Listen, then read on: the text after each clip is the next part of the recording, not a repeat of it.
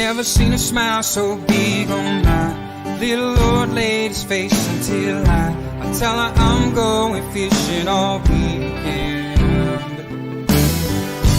Pack up all of my bacon, I make plans for 7:45, then I swing around, pick up my date for the weekend. Some reason she seems to please when I'm leaving. There's something I'm missing when I'm gone fishing. When I'm gone fishing. When I'm gone fishing.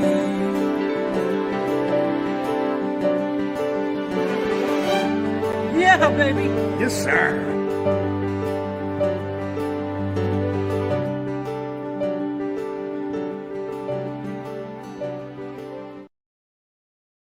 Well, good evening, one and all. Hope everybody's had a great week off.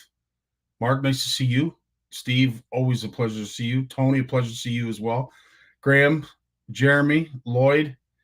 It's awesome to see you folks, man. I'm telling you. Alicia's in the house too. Well, yeah. Anyway, it's awesome to take a week off, but anybody that does and has a busy job understands that that week off may not always work out the way you want when you get back. And needless to say, it has been a day of catching up, and I'm looking forward to catching up with all of you tonight. We have a few things to discuss. Obviously, of course, the retreat and the wonderful things that happened there. But first and foremost, you know what? For all those who reached out last week when we weren't able to go live, that really kind of meant the world. I know Jim's going to probably talk about it, Lawrence as well, Jay also. But you know, sometimes you don't really know how valuable something is or how much it means to someone until it's gone, and then you get to see, if you're lucky enough, the ramifications of that or the after effects of that. And I will say it was humbling to hear a lot of folks reach out and ask, no live tonight, Scotty? And unfortunately it wasn't going to work out. I didn't bring the computer, and there was a few other things that anyway, regardless, it was definitely a drop ball event. And I'm almost kind of glad it happened, just because some really nice things were said about myself and the panel and what we are here as a community and what we do, what we represent. And you folks, hats off to all of you. Like right now, hats off to all of you for making this what it is. CFN is nothing without its members, like-minded members. And I'll tell you, there are too many people to thank. But first and foremost, I want to thank, of course, our good buddy Steve Shaw, who held down the fort in a fantastic way this past week. To say Steve is better is an understatement. Still not out of the woods yet. Still has an operation that is pending. But to see him show up, as I see just with some of the comments, the fact you're here, Steve, means the world to us, dude. You mean the world to us, and you are a huge part of this CFN family. And dude, we're thankful, to say the least, that you're still with us, and looking forward to many years in the future with you. So, buddy, you stay strong, and we'll do our best to try and keep it manageable for the next little while when it comes to edits. But dude, as I said, from Walter and I, from our hearts deep inside our bodies, thanks for looking after the week that was. That is the happy moment. Unfortunately, we have a sad moment. And if you don't know, this unfortunate, wonderful human being has left us. Stephen McKinnon is a longtime CFNer. I want to say he was here right from the beginning, but I don't honestly know, but it doesn't matter. What he brought to our community was what a lot of our CFNers bring, as well as most importantly, our Saskatchewan CFNers. You are a core group of individuals, and not having this gentleman around is going to rock your world. I know it's going to be tough. Steve was an avid angler. This probably one of the super fans of the Saskatchewan Roughriders. They're going to miss him. But yeah, it was tough news to get this while we were up at the retreat. Walter got the call. I believe it was from Rob or Lloyd. I'm not sure. But yeah, man, I'll tell you, going to miss this guy. CFN had a very, very small part in his assistance and his helping. I want to big shout out, thank you to his family who looked after him in his diminishing days. Steve had cancer, and I hate when they say it, and I understand why, but lost his battle to cancer, and it's great when we can say that they won, but when we say they lost the battle, it makes it sound like they gave up, and they didn't. A guy like Steven fought as hard as he possibly could, and he had a rare form of cancer. And to say he lost the battle, the fact that he battled it all and was able to battle it all is a true testament to the kind of person he was. So I'm not going to say that he lost his battle to cancer, but he won his seat at the table up in the good place above. And I hope right now he's out enjoying himself. He's fishing, and he's thinking of his homies, because his homies are thinking of him. So Rob, thanks for all of your work behind the scenes to bring this to our acknowledgement. Lloyd as well. And really, at the end of the day, all of our Saskatchewan chapter and all of our CFNers, let's not forget for a second who's most important, and that is all of you. It's not one person here, it's all of you. And he'll sadly be missed. He was a fantastic gem. Thanks for that, Robbie. Really appreciate that. What's up, Ed? Pleasure to see you as well, sir. Always a pleasure to see my good buddy Ed. Really hoping that you and I can get out on the Bay of Quinte sometime soon, dude, because I vowed never to go back to the Bay of Quinte unless I was in your boat. And since neither of us have one at the moment, it doesn't look good. So anyway, needless to say, it's always a pleasure to reach out and spend some time with all you CFNers. But unfortunately for some, we're never going to be able to do that again. And to Stephen and his family, who is finding out how to figure out his loss, hats off to you. CFN's really thinking of you. We really are. And that was a tough blow. Not gonna lie, real tough blow. How you doing, Corey? Always nice to see you as well. CFN Fish Off, for those who won prizes and have not received them, great news for you. So this is the feel-good story. The Fish Off is, even though we've announced our fall, we are fiercely trying to get all of our prizes out for our CFN Fish Off, because that's the vow that I made to Mike. We won't start anything until we're finished it completely. So it's on me now. I got to get all the prizes out. So again, thanks for all your patience, but we will be putting them out. And a big shout out to Pow Castings, who is going to be helping us with all of the shipping, which we've never had this kind of help in the past before. So a big shout out to Brad and the Pow Casting family. They've really helped out and stepped up in a huge way this year. So thank you to them. Now, Horwood. Can't say enough about Horwood. It was our 5th annual CFN retreat. And I'm going to say that this group, although it was a little bit smaller, this group, we had so much fun, man. Like we had a blast. And some of the individuals that are portrayed here in that picture that you see are a big part of the reason. Big shout out to Richard Dunlop. All of his sharing, everything he does to further our focus, further our events. I want to say, Richard, no one shared this post, the Horwood Lake Lodge CFN retreat post, more than yourself. And I'm glad you went. You had a fantastic time. Had a little bit of a scare. You had to get rushed into hospital the first night. It was a false alarm, which was great, but needless to say, it made us appreciate the importance of our group even more when folks aren't there, and folks that are there that, unfortunately have to leave in a hurry. But needless to say, Richard, Jamie, he's the one holding, I believe, the pike or the walleye right in the center of that picture, and everyone in between. You guys were awesome. Absolutely awesome. We had a great group. Daryl, Mitch, newcomers that showed up. We had a bunch of newcomers that came up from the States that were an absolute hoot. Terry, Kevin, David. I can't remember Kevin, Terry. Oh, and Bob. You guys were absolutely awesome. So thanks for showing up to what was a fantastic CFN retreat. And they're taking bookings, like they're taking down payments. And I'm going to tell you this: next year's group will be larger. I can guarantee you that. So please don't hesitate. Warren has dipped his hand in his culinary skills.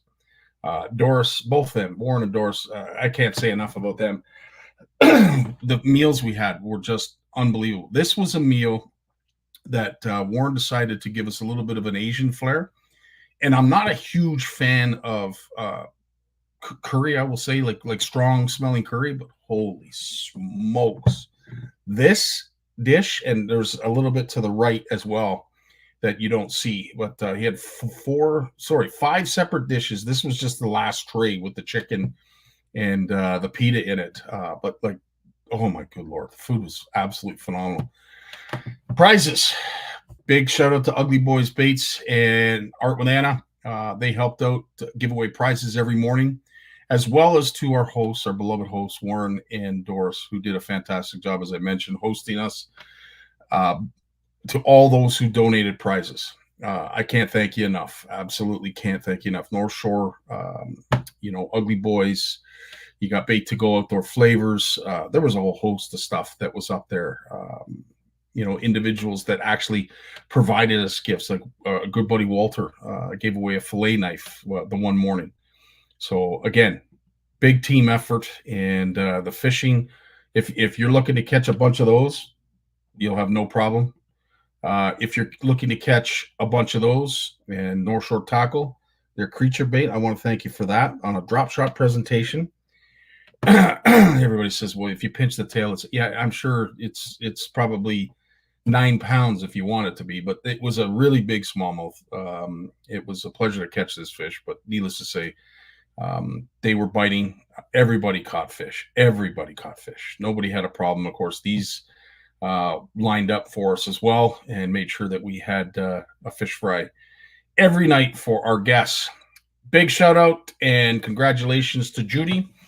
She won our perch prize. So this is how we did our tournament. So let me just explain this, because we're going to be doing this at the OFC Nation retreat, and I'm kind of looking forward to it because it was something that was brought to my attention 2 years ago at a CFN retreat up at Orwood, and I never really thought about it, but it makes sense, especially at Macintosh, because you can get lost at Macintosh. So everybody got a clothespin. They wrote their name down the clothespin as well as a cabin. I had, and I don't have it with me, unfortunately, but I had basically a whiteboard that I wrote everybody's name down, the cabin that they were in. And at the end of the day, they were able to bring in their clothespins, and they put their clothespins beside their name. That way we knew they were in camp. We didn't have to worry about them, which, as I said, isn't a big deal at Horwood, because it's pretty straightforward. It's up and back. You're fishing fairly close to the lodge anyway. But needless to say, you would stick out like a sore thumb at Horwood if your clothespins weren't there. So it came in really, really handy. Also, the next morning, we were able to then put these in a bowl, shuffle them around, pick a name, and then we were able to give out prizes. So it was extremely handy. Great idea, and it worked very, very well. But Judy wanted the perch division added. So I want to thank Shimano for setting her up with a Shimano rod. Judy ended up with the most perch. Now, how we did that was I asked our participants, our guests, to only measure their largest fish of the day. So if you caught 10 perch, just make sure you measured the longest one. And we would post that on the whiteboard, and we would accumulate all of those inches to the last day. And whoever had the most inches on the last day won. So Judy, she caught a 9, she caught an 8, she caught a 10, another 9-inch perch. But if you accumulated all of her inches together, she was our overall winner. So big shout out to Judy. She wanted the perch division. She got it. Not only did she get it, but she won it. So shout out to Judy for that. This is where the community really steps up, man. And I'm telling you. So Anna did a fantastic job with the bass. She was on fire with the bass. But so was Tyler Brooks.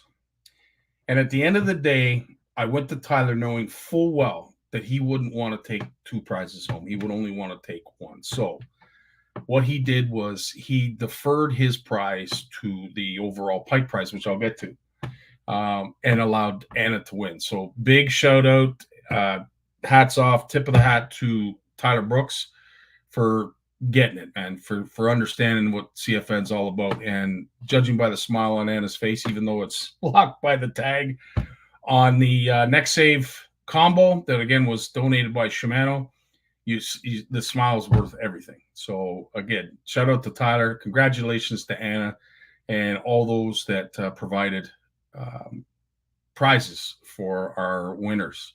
North Shore, Ugly Boys. I mean, it goes on and on. I can't thank you all enough. Pal Cassie's had some stuff in there as well. And then, of course, we get to our beloved walleye division. Daryl Doucette, again, every day brought in like a 19 or an 18 or even a 20-inch walleye. That was your daily total at the end of the week. We added it all together. Daryl had the most inches for walleye, and he took home a symmetry combo, which for me is just amazing combo for walleye. But there was a bunch of walleye prices in there. Cabby's Custom Jigs was in there. There were some lures in there from them. We had some outdoor flavors that were like the crispy Cajun, what have you. Anyway, there's a bunch of prizes, but a big shout out to Daryl, and of course, last but not least, our pike winner, Tyler Brooks. He took home an SLX from Shimano that was donated to this event. And again, can't thank the folks at Shimano enough for that. It was a fantastic CFN retreat, and I'm looking forward to next year. So please do not hesitate. Even though this says the 5th annual retreat, think of it as the 6th annual in 2024. We'd love to see you there. And www.horwoodlake.com is where you need to go to get in touch with Warren and Doors. Mike Console is going to be coming up on last to talk about the new fall fish off. I'm interested to find out what that's all about. But before that, let's talk to our good buddy, Big Jim, because it's been 2 weeks and I miss him.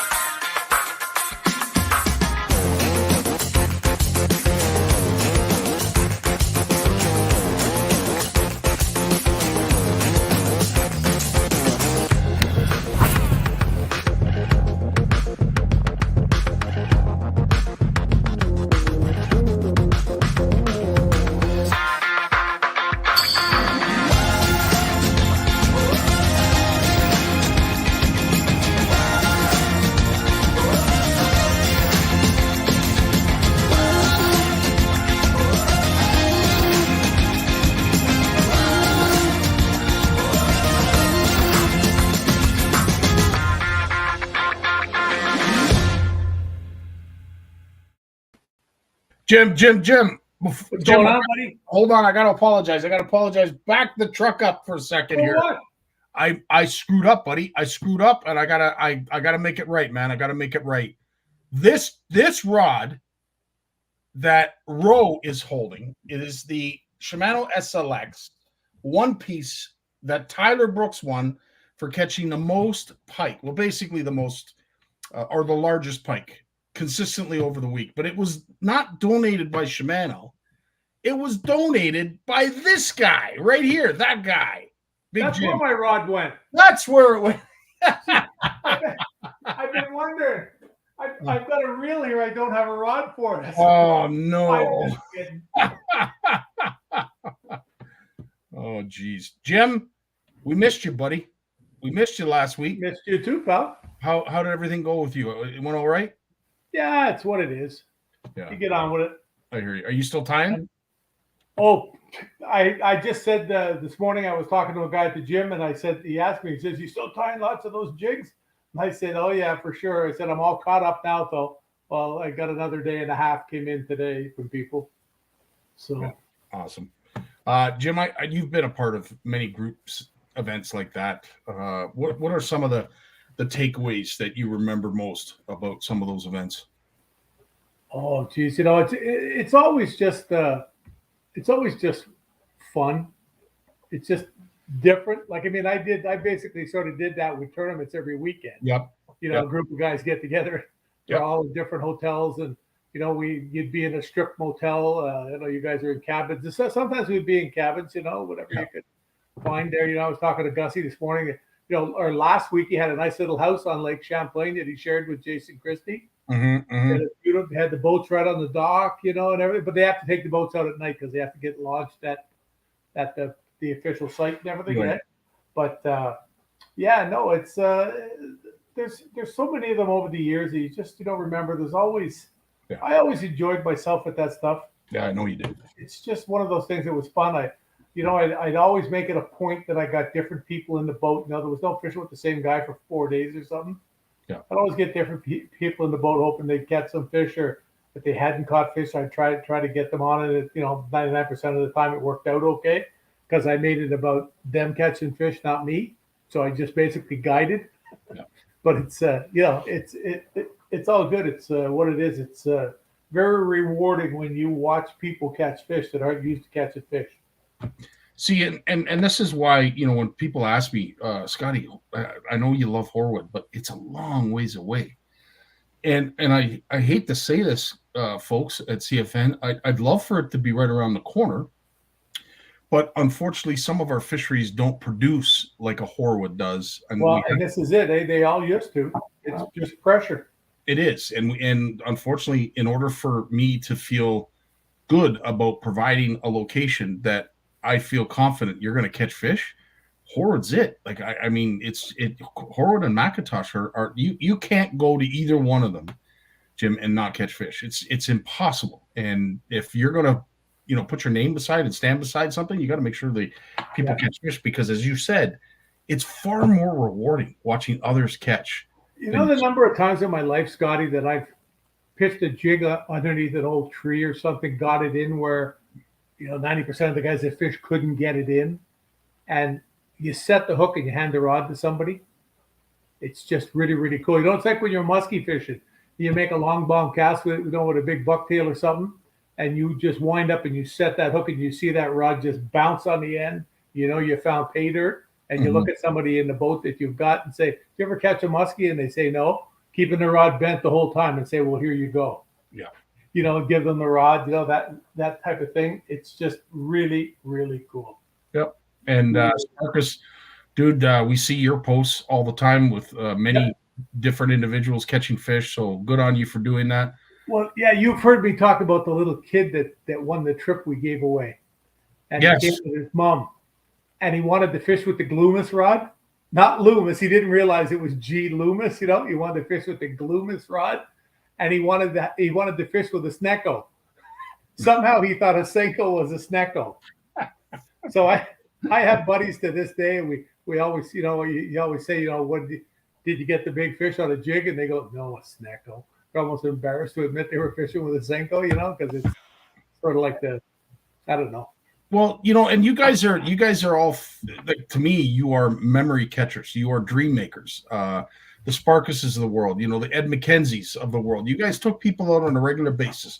And some may say, yeah, you did it for the money. But as Sparkus mentions, well, a lot of times I wasn't doing it for the money. They were giveaway trips, eh? There you go. Things, eh? So, yeah. And you know what? Inevitably, it was really funny how many of the ones that were giveaways ended up being just lights out, just great times. Yeah.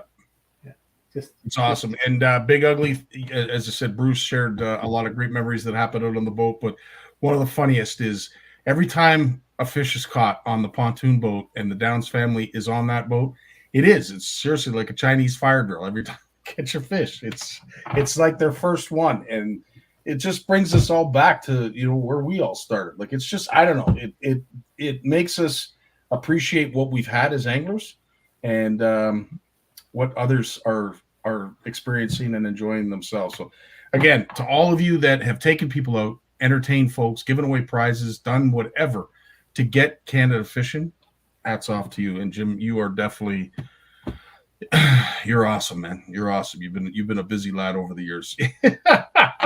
Jim, I have to ask you this.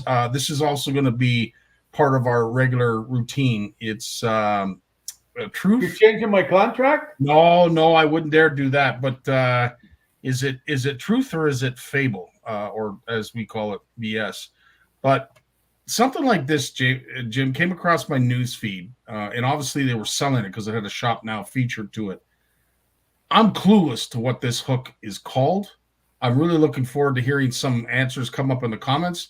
Can you offer us any insight on what this is, Jim? Maybe somebody was doing some recreational chemistry and started welding hooks together. I have no idea. I have seen this before.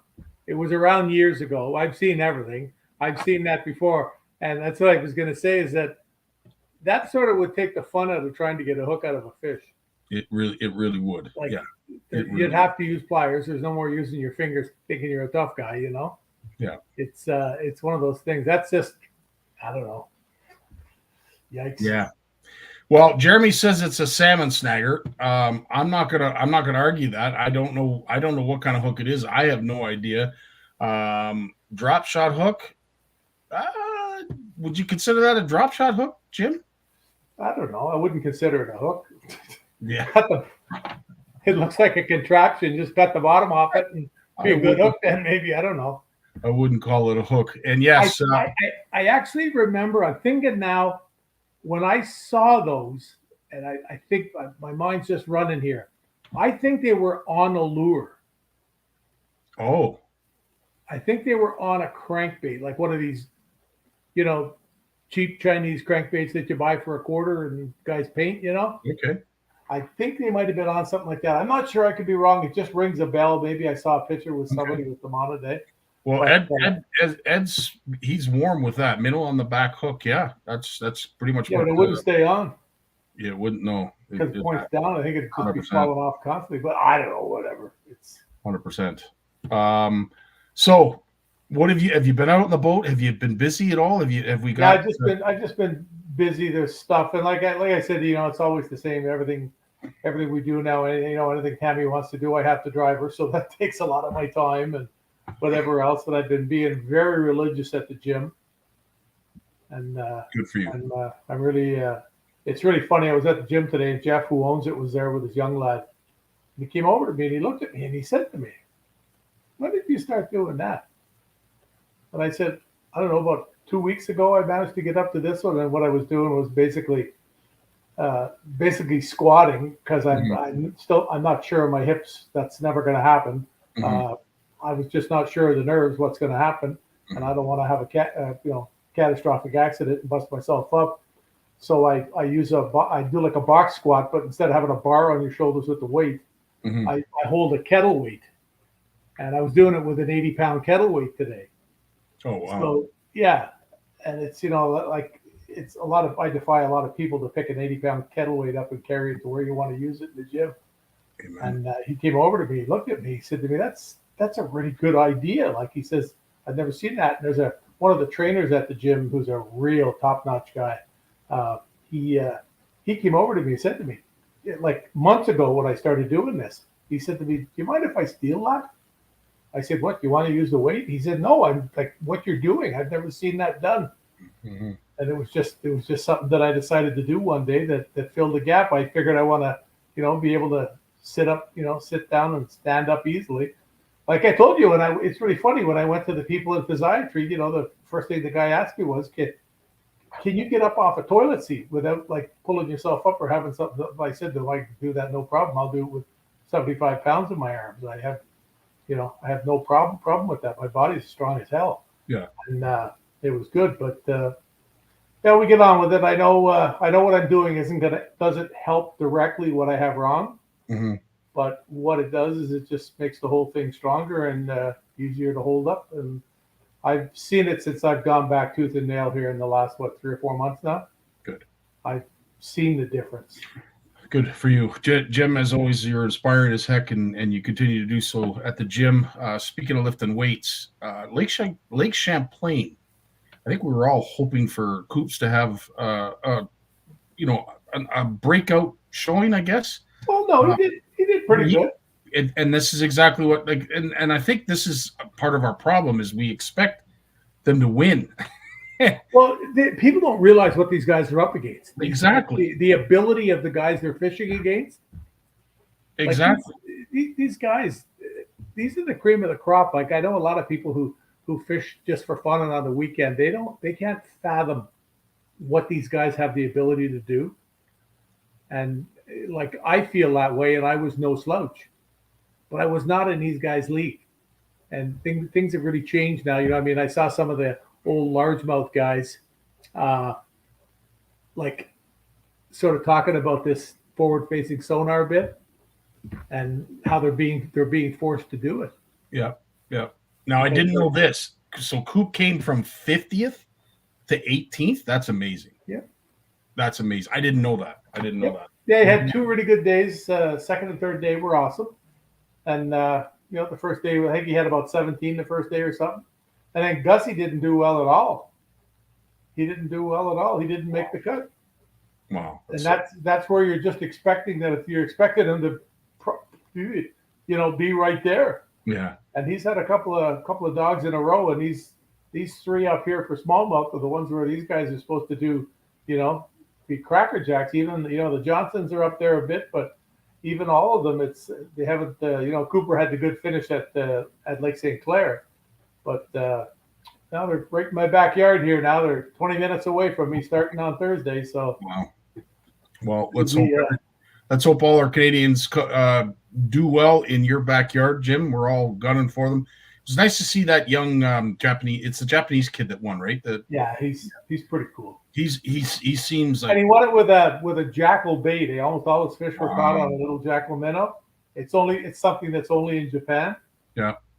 It hasn't come to North America yet, but it'll be here now. They'll have to bring it. Oh, I would say after that. Talking about a kid that I saw him in Lake St. Clair, and wow, that kid's a teenager.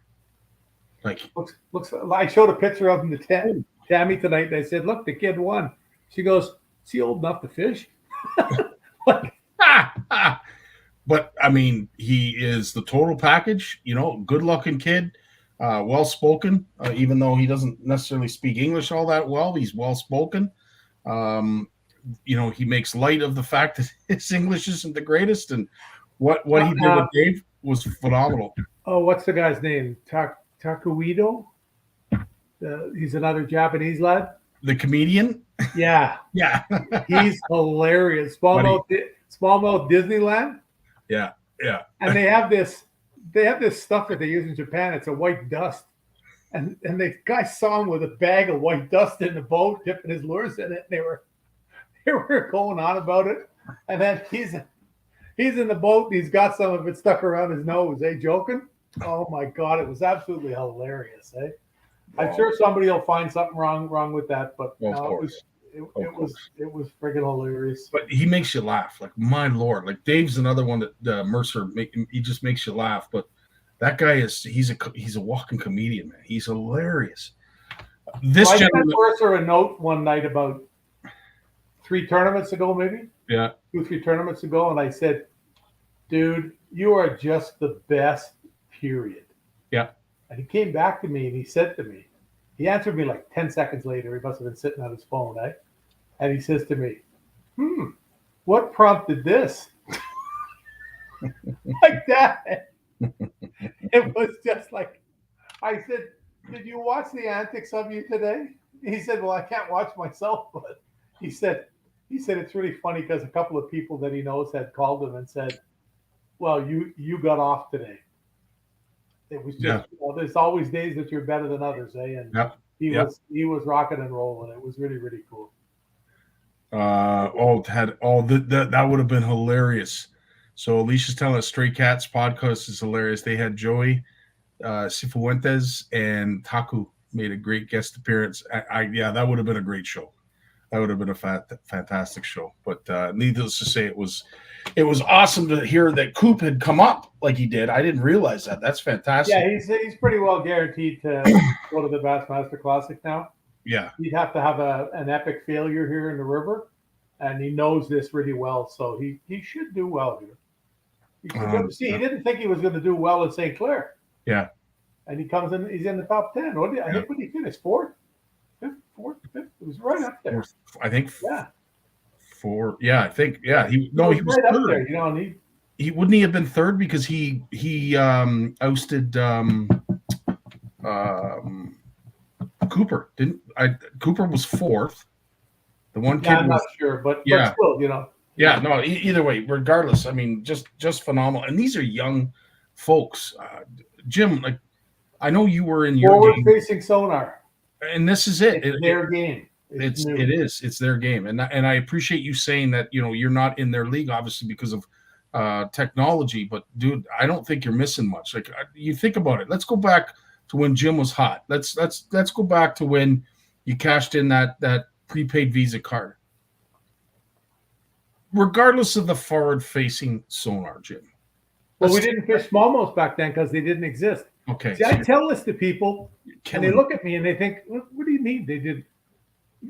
They weren't there." I brought in I've told you this many times. I brought in a smallmouth in Aurelia when I won my second classic, and there's like 7,000 people there, and I have a smallmouth that's 585, so it's not even 6 pounds, and the people went wild. In Aurelia, you catch a 6 pound smallmouth in Aurelia now? No, that's okay. That's a nice one. It means nothing. People don't realize those fish weren't there.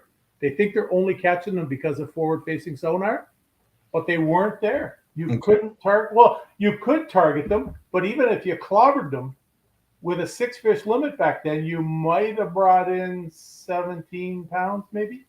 So, Jim, okay, outside of all that, and I know we're comparing apples to oranges to a certain degree, but I'm thinking of you back in your day, and you got a kid like, say, Cooper, you got a kid like Taku. I mean, what when you say you're not in their realm, what is it that separates you? Because I really don't see it myself. Well, not in their realm now. Okay.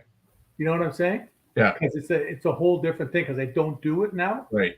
And regardless of what anybody says, anybody can get lucky fishing. I mean, I know guys that know nothing about fishing. They go out and they become the great fishermen because they catch a bunch of fish and they stop the boat, because they wanted to get a beer out of the cooler. And then they start fishing and they catch a bunch of fish. And, it just happened that way. When you can sit down at night and tell yourself why you caught those fish and you're 100% right why you caught them, then you're getting to be a good angler. And the number of times that I went and did things like that, I was pretty lucky. Like, I only did it for 10 years.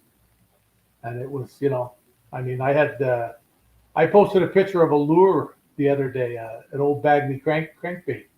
And the guy sent me a picture and he said, "I thought you were a Shimano guy or whatever." And I said, "Well, that was old Bagley. That was like from 30 years ago, hey, whatever else." And he says, "I see it was mounted. Did you win some money with that?" And I said, "Yeah." I said, "I won like 120 grand in a month with it." And, it's things like that. People say you can't catch fish in Canada with crankbaits. That's what they told you back then. So, like as I said, for someone like myself, and maybe I can't speak for the Jeremys, the Alicias, the Richard Elliots, or some of you more gifted anglers, let's say that. I know why I'm not in a position of a Jim. I'm not in the league of a Cooper or anybody else for that matter. I get it. But when I think back to you, when I think back to what you've gone through, what you've seen, what accomplishments you've made. I mean, there's a reason you're in the Hall of Fame. And to me, you are in that same category, regardless of age, regardless of front sonar, and sometimes I'm sure if we could have a mic on the wall when you're watching some of these events, you could hear you utter, "I could do that." Oh yeah, no, I could do that. but you know that's the one thing about fishing. It's the worst thing about fishing is hindsight's always 20/20. Amen. Amen. It's the worst thing in the world. Hey, on another note, Cooper's good buddy that he fishes with and he came up with, Danny McGarry, won both days on Rice Lake on the weekend. He fished one day with a buddy of his, I forget who it was, and then he fished on Sunday with Sean McCall, and him and Sean won. That's So awesome. that was I was really, really good. In fact, this is really cool. I'll read you a little note here when I messaged them. I messaged him a note and I said, "Dude, you're killing me. Fantastic weekend. So happy for you guys with a whole bunch of gold cups and first place medals and everything." He said, "Hey, Jim, thanks so much. Appreciate that a pile. Give me the fingers and everything." And says to me, "Hopefully someday I'll be as good as you." Oh, You know, so that's what the kid came back and he said to me. And I said to him, "Buddy, you're there and then some now." And he said, "Thanks so much," and put a big heart. wow. You know, you gotta pump the young ones up and make them feel, you know, that they're really good, because there's nothing better for you than being confident. And I message these kids every day when they're fishing. I try and jack them up, right? Every day I send them messages, just like I do to Gussie. I posted on one of the things that Gussie posted about feeling sorry for the fish in the St. Lawrence this weekend because he hasn't done good for a couple. And like they were all over it. And then Gussie came on and said, "Yeah, I agree with you on that."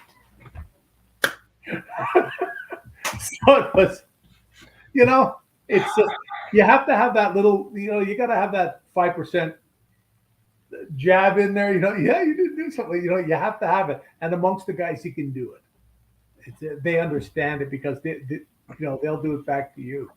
100%, dude. But listen, it means, I don't know. I can speak for those who are watching, and I can speak for all those that you reach out to and advise and help and support.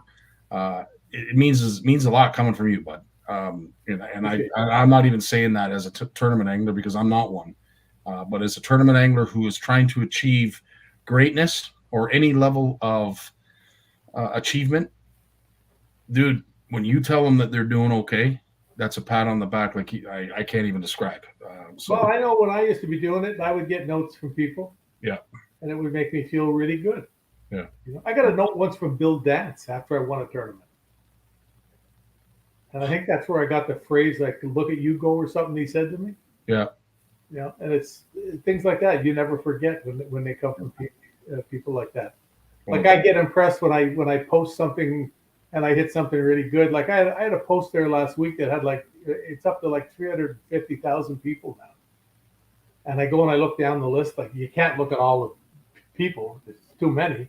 But when I see all the guys from the States and I see 7 or 8, 10 elite guys, a bunch of FLW guys, stuff like that, it's pretty cool. You know? That's awesome, buddy. Jim, as always, our time flies. Hey, I'm not done. Oh, you got more? Okay. Whoa. Let's sit back and listen. So, So I was watching a thing the other day. I got these out. I was watching a thing the other day with the Lindners, and they run this big talk show in Minnesota. And guy asked them, "If you were fishing in the summer and you had to pick 2 lures, what are you doing? What are you fishing with?" Wow. Myself, I would say an underspin jig head. Keep going. Maybe a jointed crankbait. Keep going. Oh, wait, it's almost 8 o'clock. Jim, I don't know, but I know you're going to tell me. Well, the first thing he answered and said was a jig and wrap. There you go, jig and wrap. People think ice fishing.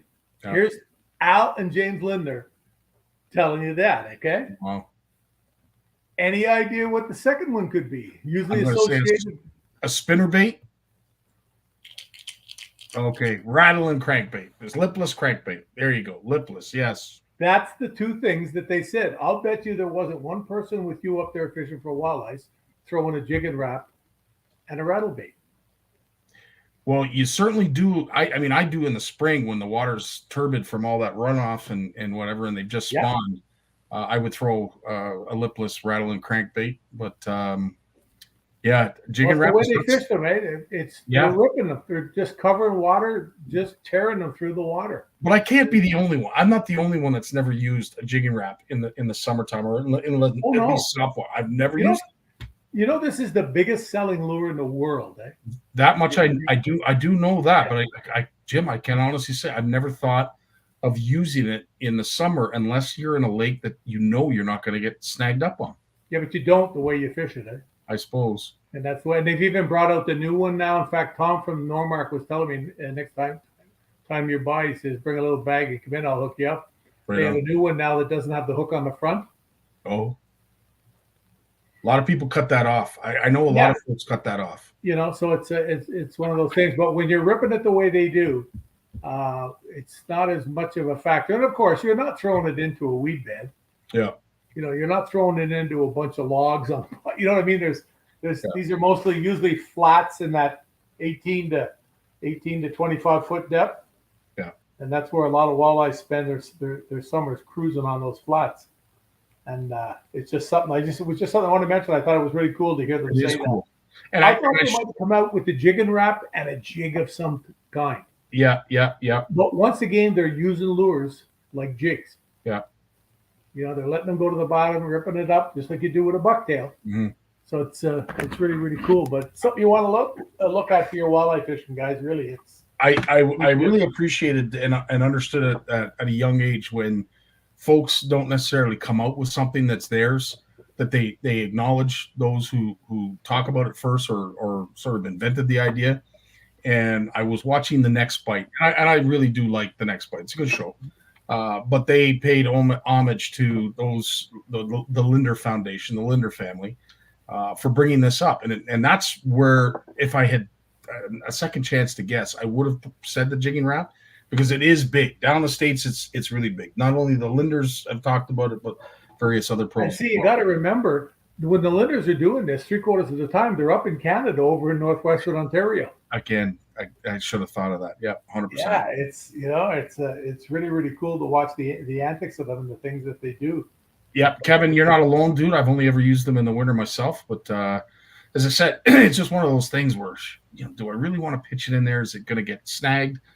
I don't know, but you know what? Hey, Kevin, I'll try to make your jigs this week. Put up the year. There you go. Well, Jim, In Fisherman gave you a reason to fish. You have given me a reason to do what I do, and I salute you. And to all your time that you spend with us, and all of the man calls, the just reaching out to say hello, the supportive messages that you send tournament anglers and our Canadian anglers and tournament guys, dude. Hats off to you, man. I can't thank you, buddy. Yeah, I can't thank you enough, dude. You're an awesome guy. And we missed you. We look forward to seeing you again next. I was lonely last Monday night. I know it was. I went down to the water, caught the first fish I caught in a while down there. Right on. I saw a picture of Gussie and Fighter fishing in some lake over by Champlain because they didn't make that. No, it was on the day when the wind blew. Okay. And they both did terrible the first day. And they said they were overfishing on some little private lake, something to do, on the day off. Yeah. We'll go fishing, And they're over there, and Gussie posted and said they were trying to get off the suck bus. We're terrible. I've been trying to get off the suck lawn chair down the back here. Jimmy, you have yourself a great week, dude. You keep us well entertained, and we can't thank you enough for it, dude. Take care, kiddies. Everybody be safe out there, right? All the best, Jim. Take care. You good. We have Lawrence right after this word from our sponsor. When it comes to Canadian food, we've got your back with flavors like lemon pepper, beer batter, campfire barbecue, lemon pepper dill, garlic butter and chives, and crispy Cajun. We've got a mix for every meal. Whether you're serving East Coast shrimp, West Coast salmon, succulent walleye, chicken wings, or veggies, we've got you covered. Coat your food in outdoor flavors. Available online or at these fine retailers. There he is, the one and only Lawrence. Hey, How we you doing, Lawrence? Good, buddy. Good. How are you? Oh, but you know what? I'm awesome because we're doing this, Yeah. and we're doing it we're surrounded by people that appreciate us, that love us, and you know what? I don't know. It's a feel good moment every Monday, and I'm just honored and pleased to have you, Jim, and Jason a part of it. You know, I mean, there's the four of us. We're talking before and during and after, and you know all the messaging that goes on. 24 hours before and afterwards. It's kind of like just getting together with the buds. And even if we're not throwing a line, I kind of get the same thrill as if we were fishing. It's not quite the same, of course, but it's still something I can look forward to every Monday. Rain or shine, winter, summer, fall, or whatever. It's still great. I love it. And to have the CFN followers and you guys out there with your comments and all the digging and research you're doing along the way and the great questions, it really makes it a great evening for sure. Yeah, it does. And I will say this, it was it's humbling when you see that folks really look forward to it. Poor Jeremy, he was at home last Monday. He was crying because there was no CFN. Oh my goodness! You should have just called me. We could have just chatted on the phone. Exactly. I'm just. I'll text you my number, buddy. Absolutely. So, with 2 weeks under our belt and a little bit of a rest, there is a lot of news going on and a lot to talk about. So, where do you want to start first? Well, we put out the Bluefish newsletter on last Monday, August 14th. So you can find that on bluefishcanada.ca, bluefishcanada.ca. You can find all the newsletters there. And, if you want to have it sent right to your email address every 2 weeks, just register there. It's free. There's no ads. And we don't give away your email address. So we've got close to 7,000 people that are getting this newsletter every 2 weeks. And no one's ever complained it's too long. My goodness, it's long, though. Holy mackerel, does it take a while to put together. And there's four of us working on this thing now. And we all put in time, gathering, editing, writing, it's and distribution. There's a lot of work. But here's some good news, though.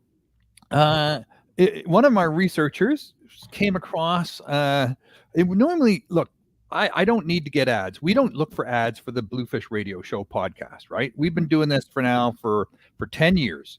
We're ad free. We're a charity. We don't need sponsors. We're not looking for sponsors. If someone wants to donate money, that's great. It helps keep the lights on. But someone came across this. One of our researchers came across. It turns out the Bluefish Radio Show is ranked by FeedSpot as the second most popular fishing show in the world. So there you go. What? Boing. Wow. I know. And I'm thinking, okay, well, who's ahead of us? And it's this podcast in Australia, and I know it, and it's good. And I said, well, who's behind us? And I know them, Mike Iaconelli and Tom Rowland and, big names. I think, okay, we're two. So what are they looking at?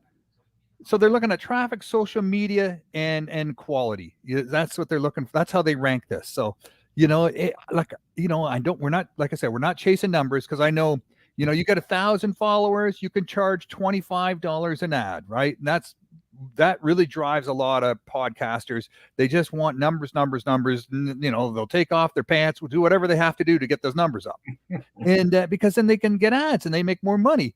That's not what's driving us. We're looking for quality, not quantity, right? It's so, I hope that people appreciate what we're doing. And, but I responded, we're not into the ad money, but we're just into giving people a voice, people who care about fishing, who care about fish, who are doing great things in their communities, just giving them a voice to get their give them some credit and share their knowledge.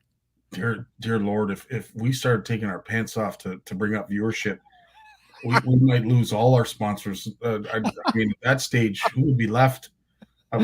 With everything that's gone on in Bud Light, maybe we gain a sponsor. I don't know. Well, maybe they're looking, but I don't know. Like I listen to some podcasts, and there's some pretty bizarre ones out there, right? People they'll stop at nothing to get followers. It's astonishing, and at some point, it just becomes annoying. 100%. And Jeremy's saying the Ugly Pike podcast he enjoys as well. So there are a lot of great podcasts. Yeah. Quality guys, excellent And quality I will guys. say this to further what you just said. I know people are driven by views. I know people are driven by likes and what have you, notifications, and maybe that helps with some people. Maybe they need that in their life. I don't know.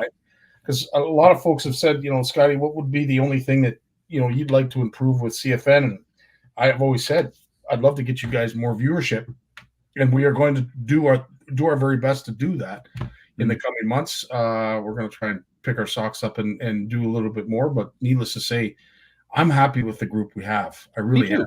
Me too. I am too. I'm happy. Can you imagine if we're all in a room together, or at a restaurant, or in a just at a pub or something? That's a big crowd, right? Well, we see it at the retreats. Like when we have the OFC Nation retreat, we have the CFN retreat. We're gathered by our community, and everybody is part of that community, and we absolutely have a fantastic time. So to your point, 100%. When you lock us in a gymnasium with only one light, I'm sure we'd find when you open the door back up, we'd all be crying laughing. Yeah. And so what more do you need? That's what I always try to tell myself. Don't be greedy. Don't be thinking, these people aren't enough for me. I need more. I need more important. I need, no, I don't need anything more. And it just comes if you do a good job and you stick to your knitting and you stick to what you want to do. You stick to your mandate, your mission. What got you to do this in the first place? And it just builds slowly and gradually, and it just builds and builds and builds. Now, if you want to rock it and you do that crazy stuff, right? You get into silliness and promoting all sorts of weird ideas, and but is that the market really? Is that who we want to listen to have it as CFN followers? No, I don't think so. And we don't have those people. No. Ed, he's tried his hat with candles and area lights. But yeah, no, absolutely. I will say this. I love our group. I love our core group that comes here every Monday and spends time with us. The comments that we see that come up, always positive, always in the right direction. Some really thought-promoting comments as well. So as I said, we are going to reward you loyal followers, as well as hopefully grab a few more views for our featured guests, because I will say they bring a wealth of information each and every Monday. And it doesn't stop there, does it? Lawrence, you got way more to share. I do, buddy. So let's talk about, all this dryness and heat this summer, right? Maybe not so much here in Ontario. We've gotten some pretty good dumps of rain. I haven't added any water to my above ground pool in 2 months. I'm taking water out of it, or it just spills out after some of these rains. It's crazy. But so here's some of the things I've been tracking. So Margaree River in Cape Breton, the Atlantic salmon fishing there had to be closed. So only 500 Chinook salmon were counted going up the Yukon River. So the First Nations community there stopped fishing for Chinook, and the Skeena River sockeye salmon, on the other hand, sockeye salmon are really booming this year. So the catch limit for sockeye salmon on the Skeena River, that's the northern part of British Columbia, that limit was increased. So that's good news for sockeye, for anglers. But at the same time, the local lodges up on the Skeena River, the fishing lodges, are bugging DFO and say, look, stop the commercial fishing of steelhead. Holy mackerel, you're killing us. Hello. The steelhead are endangered. Their numbers are dropping. I use the word endangered with quotes, right? I don't know if they're endangered, in the technical sense. But these are the fishing lodges telling DFO to get those commercial fishing operations, with their nets and such to back off. They're wiping them out by they're laying a beating on them by catching all the steelhead that should be catch and release in the river for the recreational anglers that pay a lot more for that sort of fun than $5-6 a pound if you harvest them. So salmon fishing in the Chaco River has been closed by DFO. Babbitt River by the First Nations community, they've closed the fishing there. Oof. So this is just a sample of the closures up and down the West Coast. On the East Coast, if you read the Atlantic Salmon Federation weekly newsletter, they talk about a lot of closures as well, and it's sort of random too, right? It's not just in the southern parts of the Atlantic Canada. It's even up in parts of Newfoundland and upper parts of Newfoundland. They're having hard times this year. Normally, the northern half of Newfoundland, the island, does really well, but it's suffering this year with the warmer water in the river. This is a El Nino, and so it's we're having, we're gonna have 4 or 5 years of this, I guess. Well, and I want to talk about it because Corey's on here as well. But I mean, we talk about the forest fires that are going on in California. We talk a little bit about what's going on in Kelowna. We don't talk near as much about that because everybody seems to be drawn to Maui and the forest fires. And listen, there are no forest fires that are any better than the others. But I certainly understand how Maui is gaining the kind of attention that it is.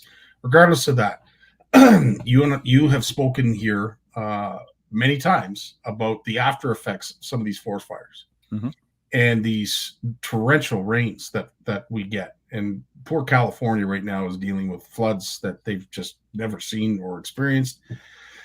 What is this going to do to further the problems of the salmon on the West Coast? All these forest fires, all of this, just drenching rain and the amount of silt and whatever land that is going to erode because of it. Well, you hit it on the head there, my friend. It's we hear about clear cutting and how clear cutting causes landslides and erosion and the heating up of the tributaries that feed into the bigger rivers. So the water temperature ratchets up, and especially in those really important spawning areas, those shallow spawning rivers, that water temperature ratchets up there, and spawning doesn't take place or it's not very successful. Big forest fire is the same thing, right? It's the same thing. It's clear cutting. So it releases a lot of silt, a lot of flooding into the rivers, nothing to hold back. Every time it rains, there's no trees left to hold it all back. So it all just pours down the valleys, pours down the hills and the mountains into the rivers, and it's just chocolate brown and it's not great. So this is going to be tough to bounce back from this. You don't bounce back from this type of we lost more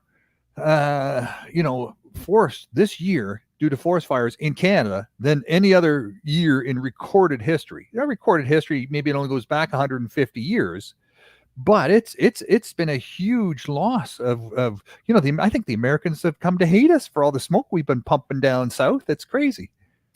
Yeah, and again, there's we can go off on a tangent, and like Jim said, we could be here all night talking about some of the stuff that goes on. But there are a lot of conspiracy theories out there. Perhaps maybe they're not conspiracy theories. Maybe they're the truth. But like the amount of fires that we have going that we're trying to contain, these poor forest fighters that are sacrificing a lot.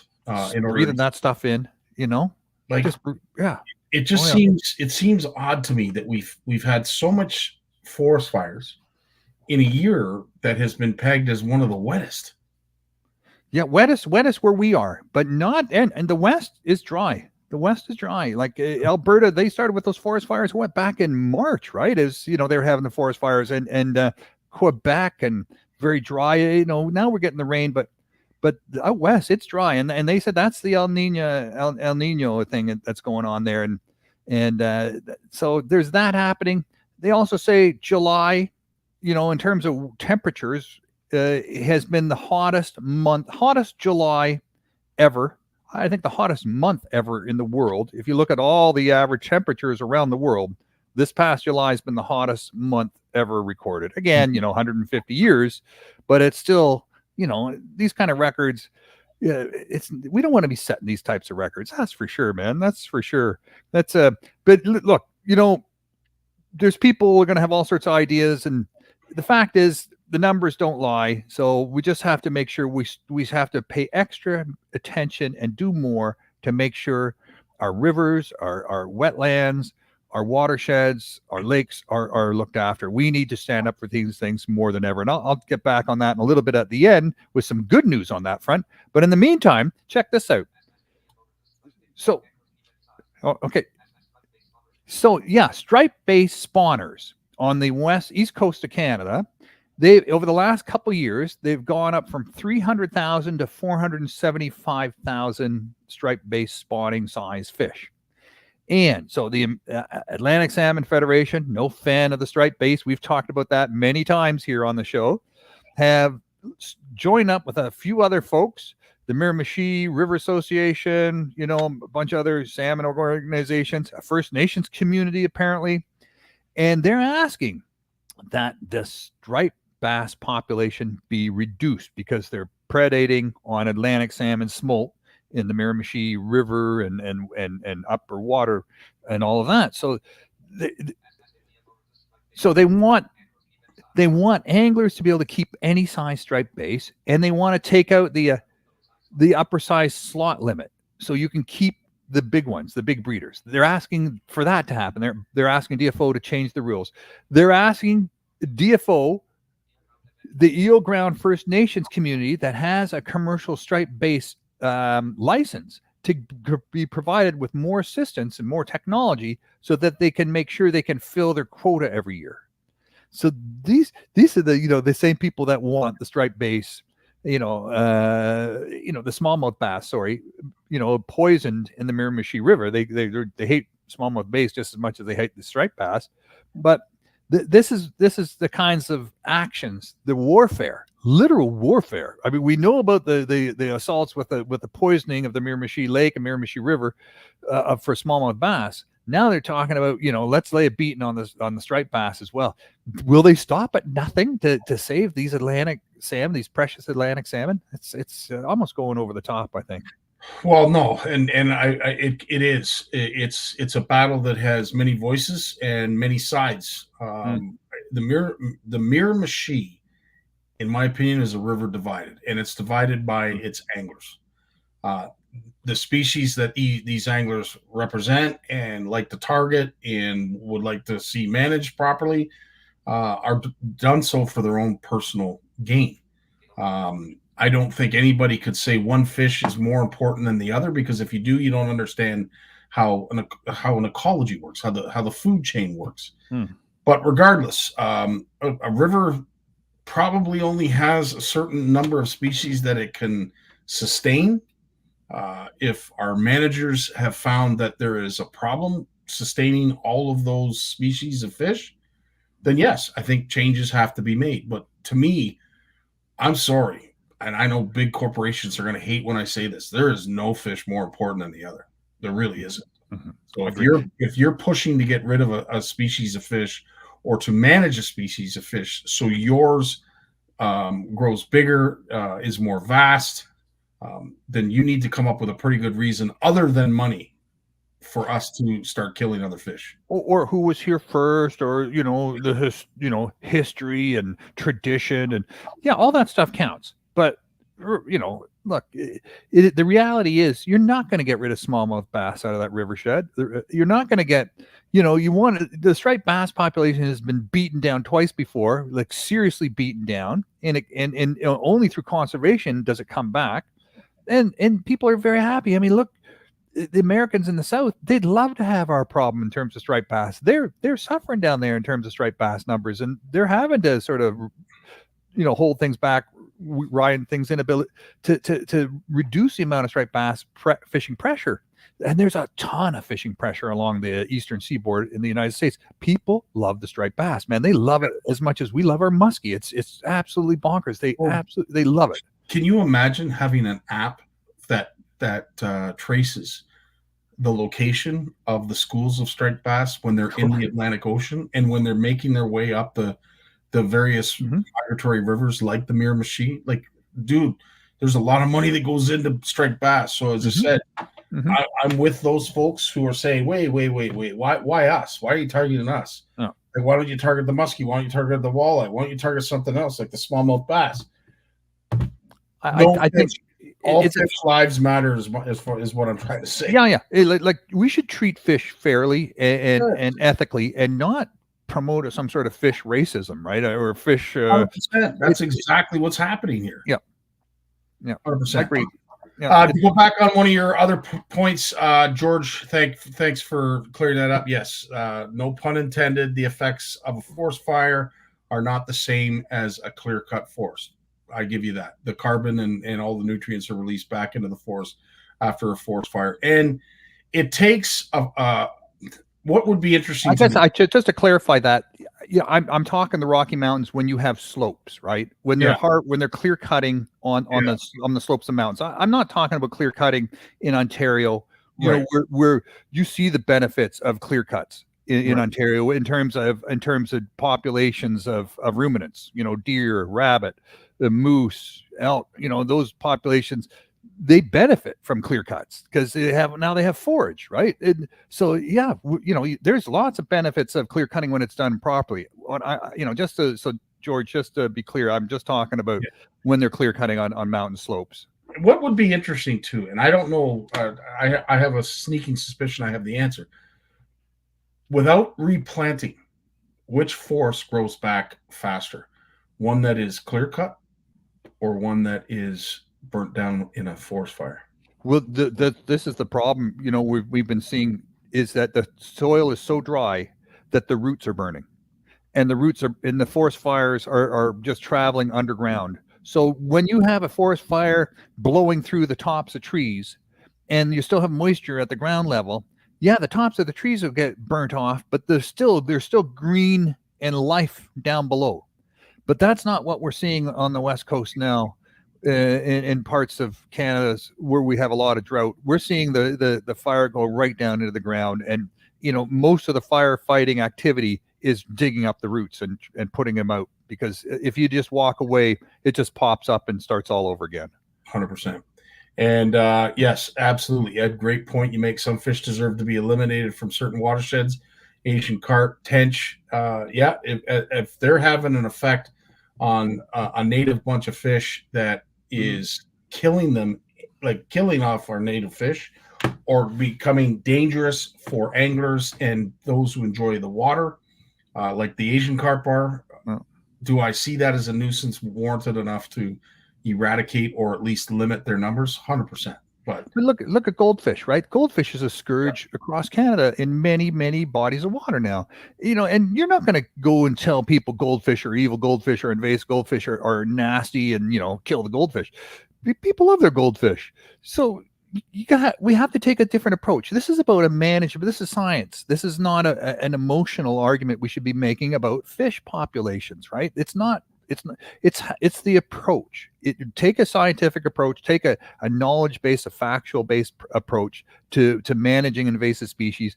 Then anglers, they won't get their, then, because it won't become a pitched battle where you have people who love smallmouth in Atlantic Canada saying, giving the finger to everybody else who hates smallmouth and say, yeah, you want to kill my smallmouth? I'm just going to try extra hard to make sure I get them into other lakes then.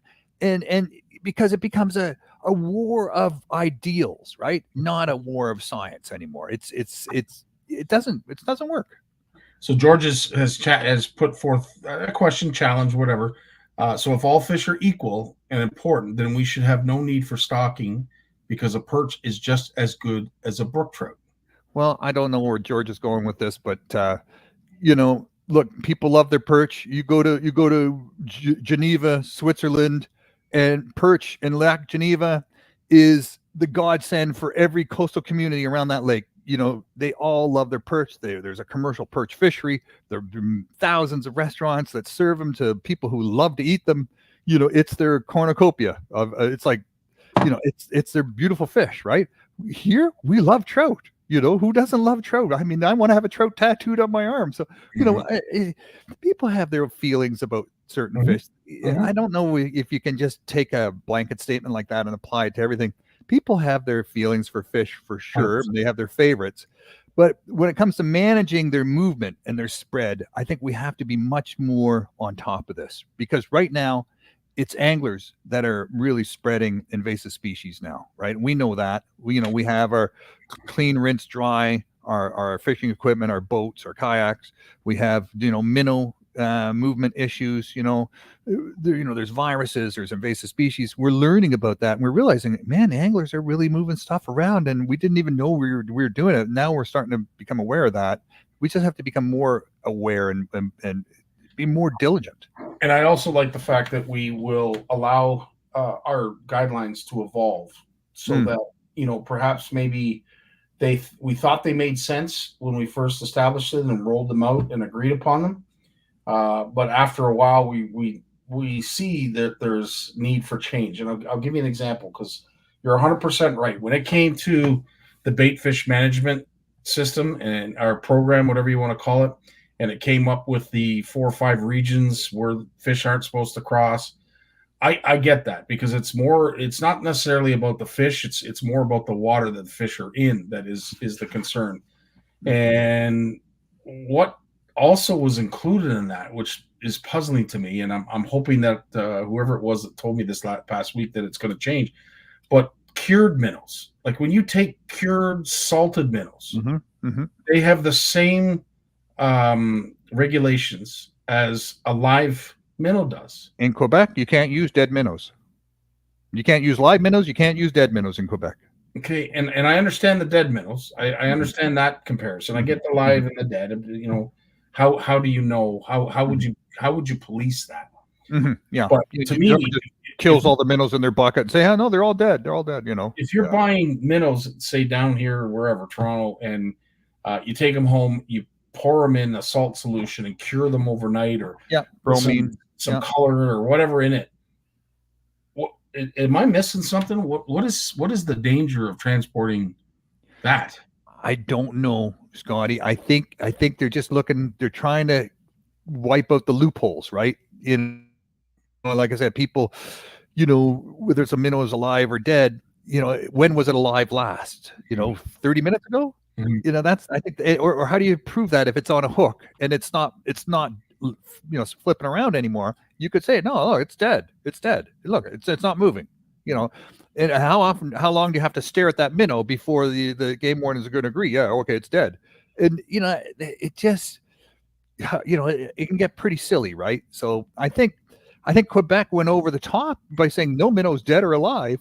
That was quite shocking, but I think they have a lot of people who like to fish walleye in Quebec. So yes, so minnows is a big thing. They were considering changing that.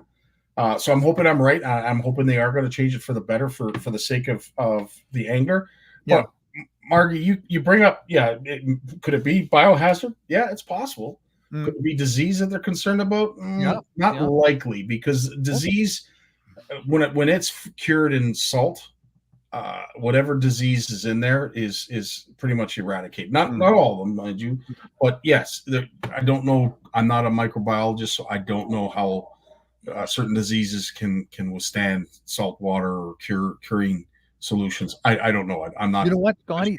These are great questions, and really, who did the research on this, and who made these decisions, and what research did they make these decisions, based on? So I think here's again where we need to be funding our scientists and making sure they have opportunities to do this kind of research and very carefully, and to understand, what are anglers' expectations? How do anglers support or don't support this? If you don't have the anglers on side, these types of bans mean nothing anyways, right? I mean, people would just say, well, that's stupid. I'm not going to pay attention to that. Yeah. And we see that all the time. If you can't get the anglers on side, it's kind of pointless, because you're not going to do it just by issuing fines and penalizing people. They'll just find ways to go around it. And so I think we need to get more science, more knowledge, and that's probably what's missing there.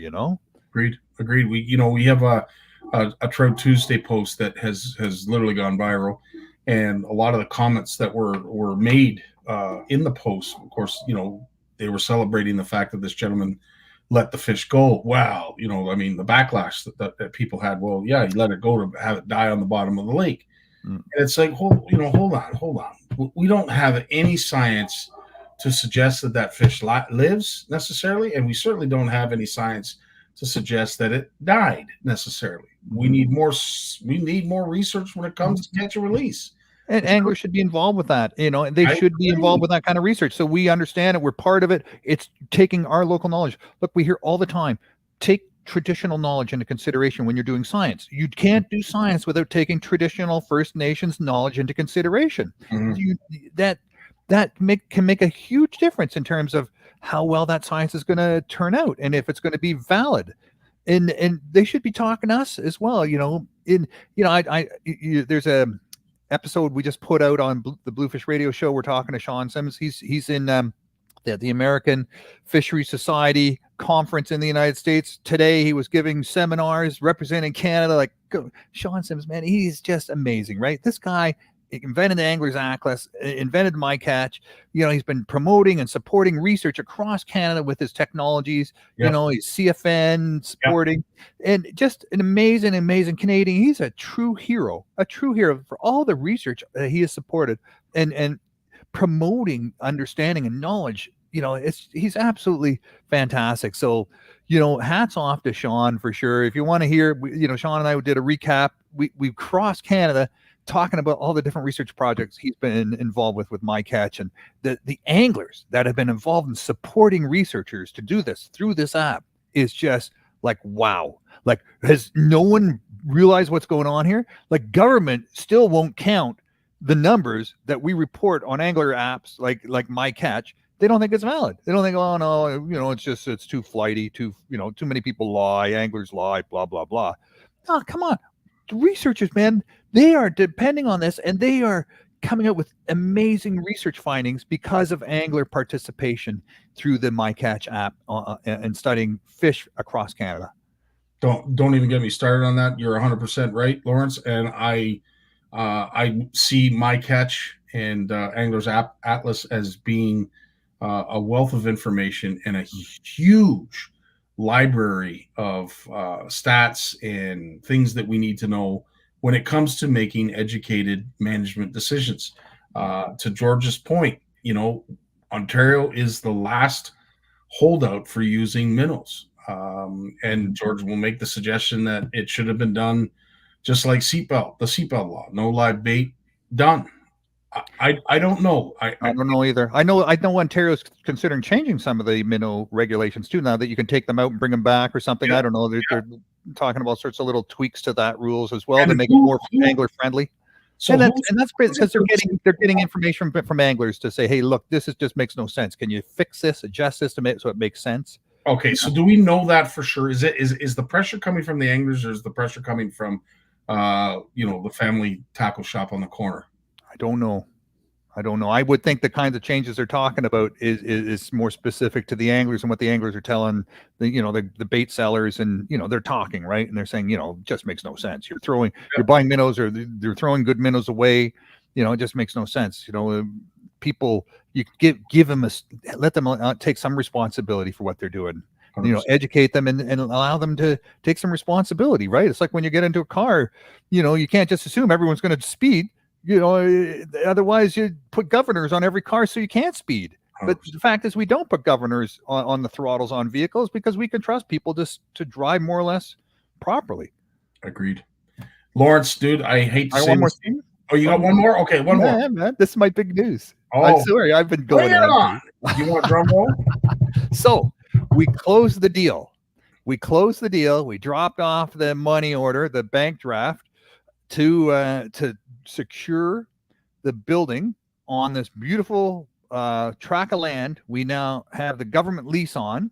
We have a 1,350 feet of shoreline, the entire bay, just over 7 acres, with a building that we just purchased, and we're starting to renovate, and we're calling it the Bluefish Exploration Center. So the building will accommodate up to 8 researchers. And the canvas tents we're buying, the big wall tents, will accommodate to 20 to 25 young people who are interested in learning about fishing and conservation and stewardship and research. We call it STEM, or we should call it fin camp or STEM camp or whatever you want to call it. But really, this is for those young anglers that really want to go to the next level and maybe become the next Georges out there, right? Take their love of fishing and turn it into a lifelong profession to reflect their passion. So I love this. Man, this is so the first acquisition that we made since buying the camp was a barrier-free accessible outhouse that's being built for us right now. So our promise is that this camp is not just for the Tarzans out there and the Janes. This camp is going to be for everybody, regardless of your ability, if you're in a wheelchair, if you're deaf or blind or whatever it is. If you have a passion and a love for fish and fishing, and you want to, make that part of who you are, and then you want to see a career in that, you're doing research on that, this facility will be fully accessible in every sense. So there'll be a space for you in that regard. So dude, this is a whole topic, and we could talk about it forever. Updates will be coming regularly. You can do that. And how if you are a volunteer, first of all, where is it located? It's 2 hours drive north of Ottawa, and it's not a bad drive. The last 30 kilometers are kind of just gravel roads, a little bit of washboard, and then the last sort of 5 kilometers are kind of horrific, but you can do it in a car. You just go slow, and so you really feel you're out there. You're off grid. There's no cell phone connectivity, so you're off grid. We have no electricity. We're doing everything with renewable energy. We're gonna, So this is off grid. How could someone get involved? How could someone volunteer their time? Well, we're gonna have some construction projects. We're just clearing it out. Clearing out the building, getting it ready. We've got some architects coming in to do some design work for us on the inside. Like I said before, it was a camp for young people, a kids camp, and the building has 24 bunk beds in there. So we got to, take those out, and it just needs. It was built in 1996, so it's not old. The building is solid, but we're changing the whole inside, and we just found out that the wood stove in there is one of the wood stoves that they would have used in the lumber camps from 150 years ago. It's got 6 burners on top, ovens, the thing's as big as one of those old, desks that you'd see in your principal's office, right? It's a giant wood stove. Wow. so it's got some history, man. This place has some history. It's got it's all level access, level ground. It's which is rare, and it's got a beautiful beach. I walked out 200 feet, the water was up to my shoulders, and then it finally just dropped off. But you can walk out 100 feet, and that's up to your waist, somewhere between your knees and your waist. So it's just sand. So it's gorgeous, just for play and relaxation. It's got that going on too. So yeah, I think we're really blessed. We've been looking for a year and a half. We've got the support of the Municipal Regional Council. 18 mayors are behind us. The mayor of Fort Collonges is behind us 100%. We've got some tremendous support already. Cabela's, Shimano have stepped up already.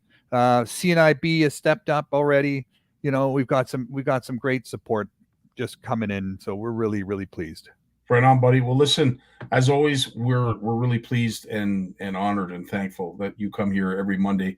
Missed you last week. You certainly made up for it this week with that's a huge announcement, and congratulations to you on that. We will hopefully endeavor to do whatever we can to help lend a hand. That would be great. Anyone can turn a screwdriver and cut a wood. We're going to need some help doing we have some windows to replace, some decks to rebuild. We got a little bit of work, and yeah, we got some work to do. So yeah, I'd love to have some volunteers for sure, and I'll be sending out some notices. But more important than ever to sign up for our Bluefish Canada newsletter at the bluefishcanada.ca website. Beautiful, buddy. As always, thanks for your time. Can't thank you enough, Lawrence. Well, thank you for letting me talk about this stuff, man. It's a real pleasure and privilege. Appreciate it. So we will have Michael Consul, who will give us a little bit of insight on what's coming up with our fall fish off right after a word from Camp McIntosh, which is the next destination for the OFC Nation retreat. Thanks, Lawrence. Have a great week. Where are you going, Don? Camp McIntosh. Yeah, baby.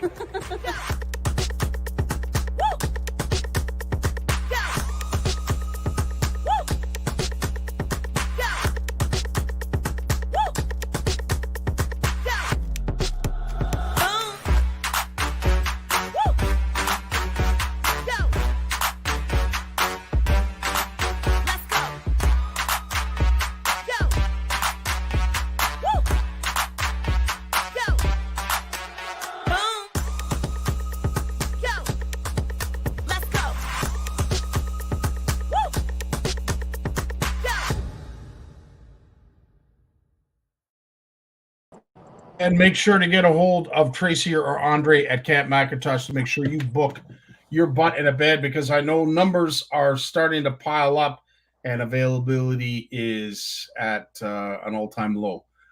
With us, I will be there. with us right now, Mike. I know I'm honored you're with us now. Never mind at Camp McIntosh, but where are you?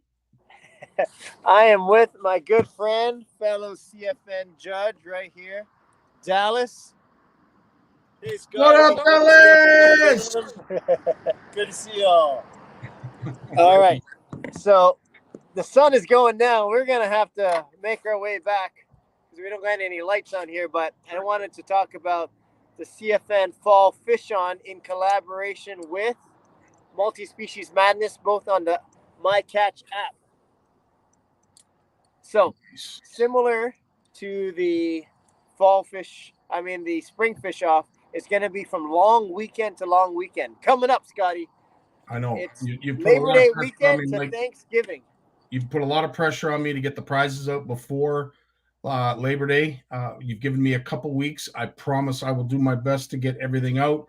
I appreciate how you guys went about getting the addresses this go around with the actual individuals and with the prizes, which makes it a lot easier for me to figure out. So I will say this, the fish off is getting easier and easier to run. And perhaps maybe we will be able to do more. But the reason we are is this guy and, of course, our judges. Can't thank them enough. So the main difference between the spring fish off and the fall fish on is that the Multi-Species Madness tournament is going to run simultaneously as the fall fish on, which means if you want to compete, it's not really competing, it's just participation. Every single catch is a ballot, and we have a whole bunch of draws thanks to our sponsor. So if you catch 50 perch, you got 50 ballots into various prize packs. But if you want to put, money on the line and you want to pay $50 to register for Multi-Species Madness, every single province will have their own winner, and top 5 get cash prizes, whatever the pot is. Ontario might have a big pot. Another province might have an even bigger pot. Another province might have a smaller pot. But the person with the most points, because it's 1 point per species, the person with the most points gets 40% of the pot, and top 5 gets a different percentage. So, we have the free fish on, and then we have the paid Multi-Species Madness tournament. Right on. Question Mark Wolf is asking, if you want to participate in one or the other or both, do you have to sign up for both of them, or can you just sign up for one of them and you're automatically included in the other? You have to sign up for both. So if you want to just participate in the fall fish on, make sure to register at anglersatlas.com/events, and you'll see the fall fish on logo. If you want to just participate in Multi-Species Madness, then make sure to register for that. Or you want to register for both and have access to all the prizes, then make sure you register for both. But the cool thing about the app is, oh my gosh, I got a fish. Oh no, I don't. I lost it. The cool thing about the app is you just have to submit it once. So if you submit a crappie, it'll go to both tournaments simultaneously. You don't have to upload it twice. Oh, so wow. That's what's cool about it. And then the only other thing I want to talk about the Multi-Species Madness tournament is we're giving away a $1,200 kayak. And so if you come in first place, you win cash. If you come in 20th place, you can still win the kayak. It doesn't matter what place you come in, because every species is a ballot. And heck, I catch a 6-inch perch, that's one ballot into the kayak draw, and I can win myself a $1,200 kayak for catching a 6-inch perch. I'd like to also add, Mike, that there is now a dry suit available with that kayak. Oh, wow. Yes, so we have been donated a dry suit for that kayak. So now you're looking at quite potentially a $3,000 prize. Wow. And it cost you $50. And so, the more species you catch, the more ballots you get, and who knows who's going to win it. It could be anyone. Mike, Even Dallas, who hasn't caught a fish today. You had to throw that in. Like, got a great guy. I'm sorry, Dallas. You know, I'll edit that out. He actually, tell me if this counts, Scotty. He had a largemouth bass. He lifted it out of the water. It was just above the boat. It then counts. It fell It counts. into the water. He never No, it touched counts. It counts. it. It counts? Yeah. I just want to find it. He never touched it. You think that counts? No. Well, you know what? If you saw it, Mike, like I you saw see it. now. Oh, you did see it? I almost didn't see it because it was like this big. Oh wow. Oh man. Well, Dallas, you got to pick better friends. That's awesome, Scotty, Mike. So what we'll do? We'll talk more. Yeah. But thanks for everyone who's watching. Sorry I couldn't be at Horwood, but I'll definitely be at Camp McIntosh. Scotty and I, come join us. Camp McIntosh. I don't know how many beds are left. Not many. Sign up now.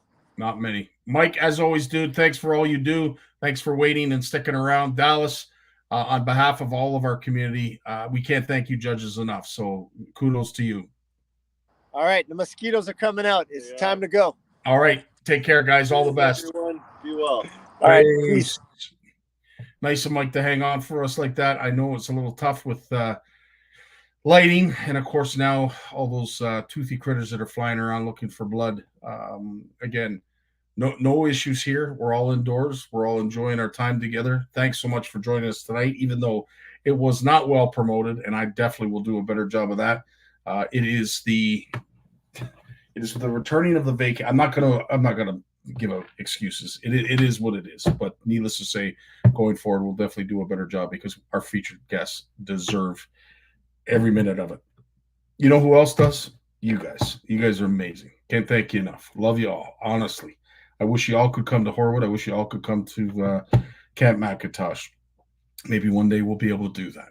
Who knows? But until then, thanks for tuning in. Thanks for the support, and we certainly feel the love, man. And to the McKinnon family, again, our hearts and prayers go out to you, to all of our sponsors at the CFN retreat. Can't thank you enough for putting a smile on a lot of our participants and a lot of our guests that took away something. Everybody took away something. So the Ugly Boys, POW Castings, Outdoor Flavors, North Shore Tackle, Meags, Jigs, it goes on and on and on. Like, I can't thank you enough. And of course, to Warren and Doris, big shout out to you for being fantastic hosts and putting up with us as you do every year. It means a lot. After that, I don't have anything more. Thanks to you, Ed. Thanks to you, Tony.